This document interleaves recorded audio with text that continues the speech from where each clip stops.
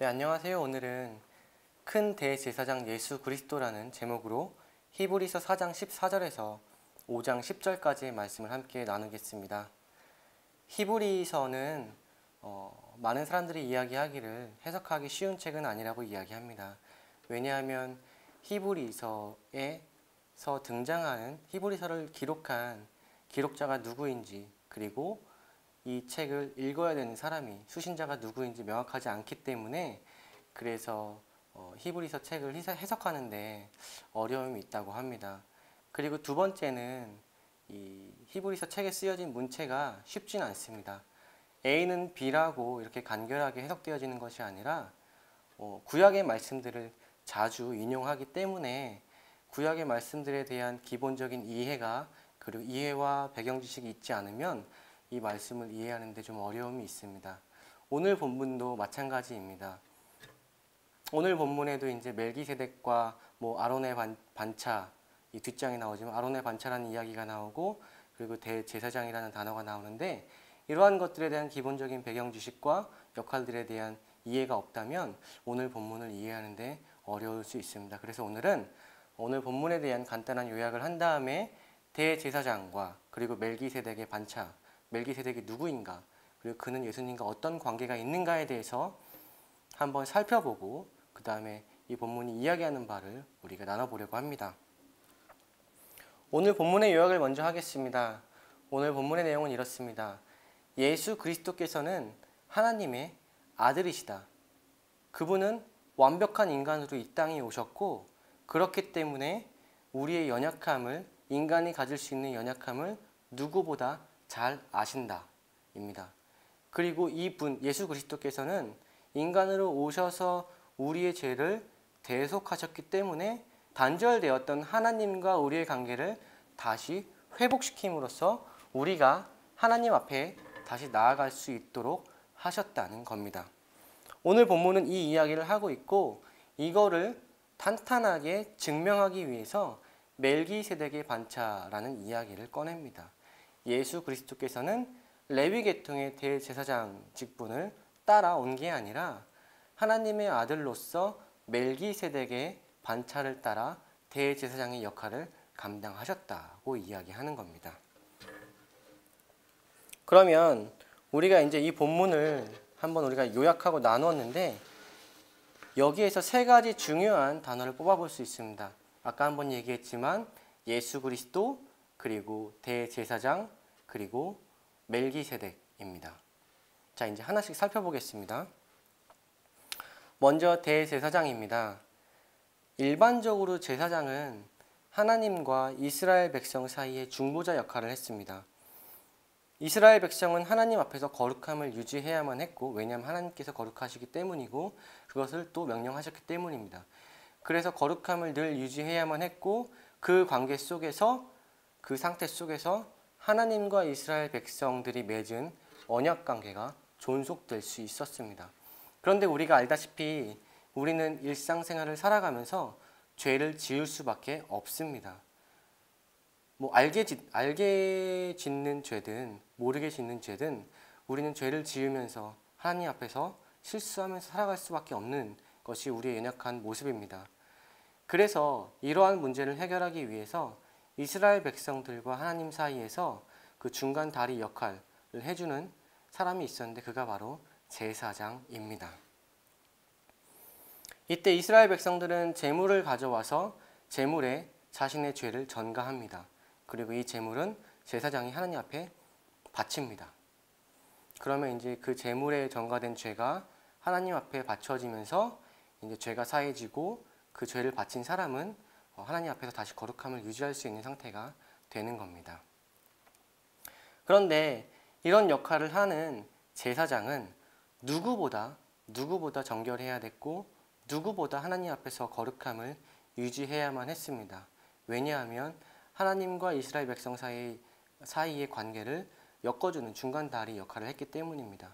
그리고 이러한 역할을 하는 제사장 중에 대제사장이라고 있는데, 이 사람만이 1년에 한 번 하나님이 임재하고 계시다는 지성소에 들어갈 수 있었습니다.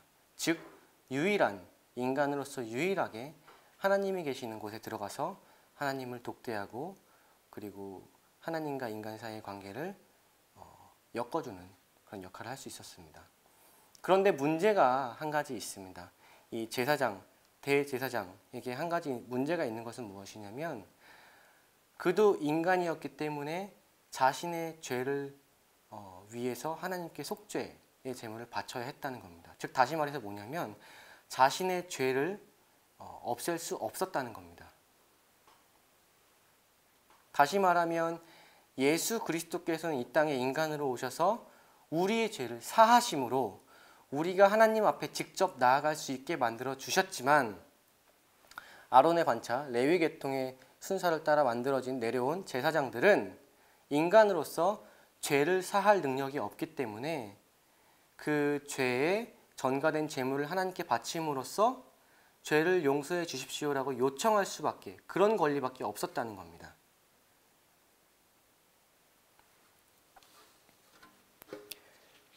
그래서 오늘 본문이 이야기하는 것은 뭐냐면 아론의 반차를 따라온 그 레위 계통의 제사장들과 멜기세덱의 반차를 따라온 예수 그리스도, 대제사장으로서의 예수 그리스도를 비교함으로써 우리의 죄를 사하시고 우리를 다시 한번 회복시키면서 하나님 앞으로 데려갈 수 있는 분은 오직 예수 그리스도라는 걸 이야기하고 있는 겁니다.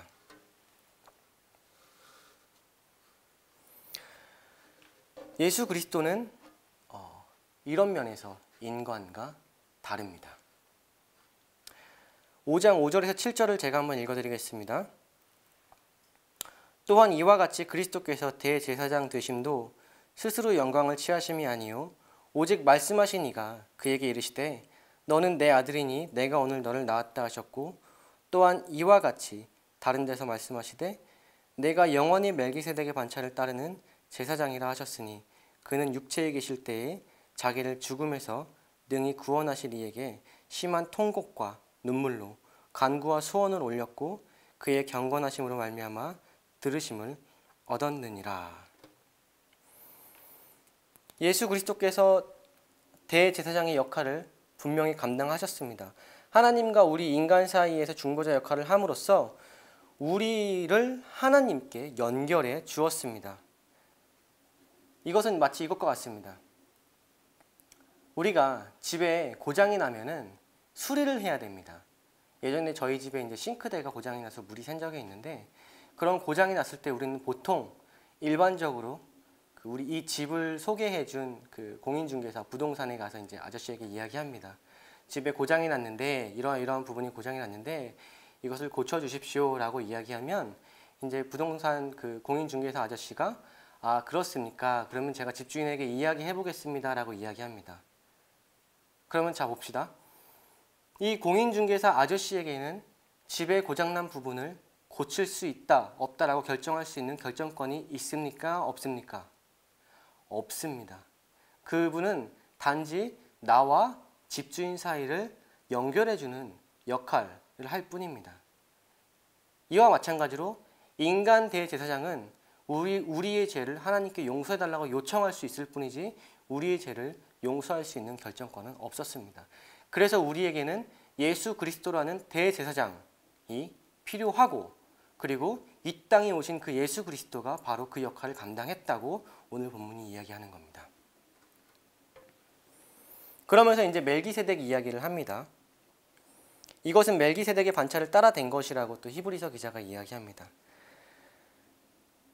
예수 그리스도의 대제사장직은 근거 없이 된 것이 아니라 이미 구약에서 예언되었던 일이며 그것이 성취된 것이라고 이야기합니다.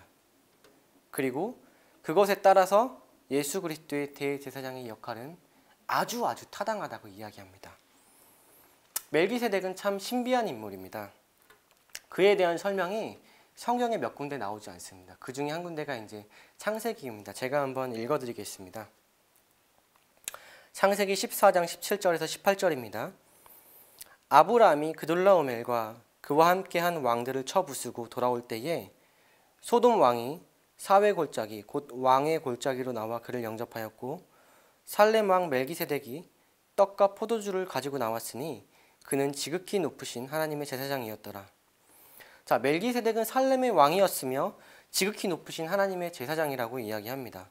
그리고 재미있는 것은 아브라함이 전쟁에서 이기고 돌아왔을 때 떡과 포도주를 가지고 나왔다고 이야기합니다. 그리고 한동안 멜기세덱의 이야기는 나오지 않다가 시편에서 다윗이 한번 언급합니다. 110편 4절을 읽어드리겠습니다. 여호와는 맹세하고 변하지 아니하시리라. 이르시기를 너는 멜기세덱의 서열을 따라 영원한 제사장이라 하셨도다. 여기서 멜기세덱의 서열이라는 말은 우리가 본문에서 이야기한 멜기세덱의 반차라는 말과 똑같습니다. 반차는 순서, 차례라는 개념입니다. 또 이렇게 이제 멜기세덱의 이야기가 시편에서 등장했다가 그 뒤로 한동안 등장하지 않습니다. 그러다가 이제 오늘 우리가 살펴본 히브리서에 등장합니다. 히브리서 7장에 보면은 멜기세덱을 이렇게 설명합니다. 아버지도 어머니도 시작한 날도 생명의 끝도 없으며 그의 이름의 뜻은 의와 평강의 왕이다. 그는 아브라함을 축복한 사람이며 아브라함보다 높은 사람이다. 자, 여러분, 지금 성경에서 우리가 세 군데를 살펴보았고 멜기세덱이 어떻게 묘사되는지를 보았습니다. 자, 제가 다시 한번 이야기해 드리겠습니다. 멜기세덱은 살렘의 왕이며 떡과 포도주를 가지고 나온 사람이며 지극히 높으신 하나님의 제사장이다. 아버지도 어머니도 시작한 날도 생명의 끝도 없으며 그의 이름의 뜻은 의와 평강의 왕이다. 여러분, 누가 연상되십니까? 누가 연상되십니까? 바로 예수 그리스도입니다. 그래서 멜기세덱을 이야기할 때 많은 사람들이, 학자들이 이렇게 이야기합니다. 멜기세덱은 앞으로 오실 우리를 죄에서 구원할 대제사장의 역할을 감당할 예수 그리스도의 모형이라고 이야기합니다. 그리고 오늘 본문은 예수 그리스도가 그 역할을 잘 감당한 분이다 라는 것을 다시 한번 증명하고 있는 본문입니다. 우리가 일반적으로 예수님의 직분을 세 가지로 이야기합니다.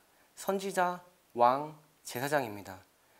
하나님 나라의 복음을 전파하심으로 선지자가 되셨고 그분의 백성의 죄를 대속함으로 대제사장이 되셨고 그리고 그 백성을 자신의 백성으로 삼으심으로 왕이 되셨습니다.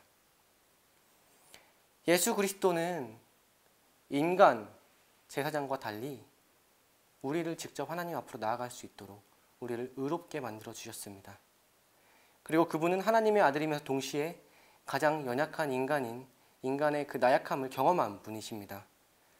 그래서 우리는 우리의 연약함을 가지고 하나님의 보좌 앞에 담대하게 나아갈 수 있는 겁니다. 왜냐하면 예수 그리스도께서 우리를 대속하셨고 그분이 우리의 연약함과 아픔을 이미 알고 계시기 때문입니다. 그래서 우리는 오늘 본문에서 이야기한 것처럼 때에 따라 돕는 은혜를 얻기 위해서 은혜의 보좌 앞에 나아가야만 합니다. 사랑하는 여러분, 우리 모두가 마주한 상황이 있고 그 상황 속에서 어려움을 겪고 있고 해결되지 않는 문제들을 가지고 있습니다. 그러나 그럴 때마다 우리가 명확하게 취해야 할 자세는 이 모든 것들을 해결할 수 있는 능력을 가지고 계시고 그리고 그 아픔과 고통을 이미 겪어서 알고 계시는, 이해하고 계시는, 공감하고 계시는 예수 그리스도 앞에, 그 하나님 앞에 나아가야 한다는 겁니다. 그것이 우리가 하나님 아버지 앞에 취해야 될 아들로서, 신자로서, 그분의 백성으로서 취해야 될 마땅한 자세이며 도리입니다. 오늘도 우리가 마주한 상황들이 있습니다. 그 모든 상황들을 내가 해결하려고 하지 말고 그 모든 것들을 주님께 올려드리면서 하나님께서 친히 이 문제를 해결하실 수 있도록 들어오시기를 간구하면서 때에 따라 돕는 은혜를 구하고 경험하는 귀한 하루가 되기를 축복합니다.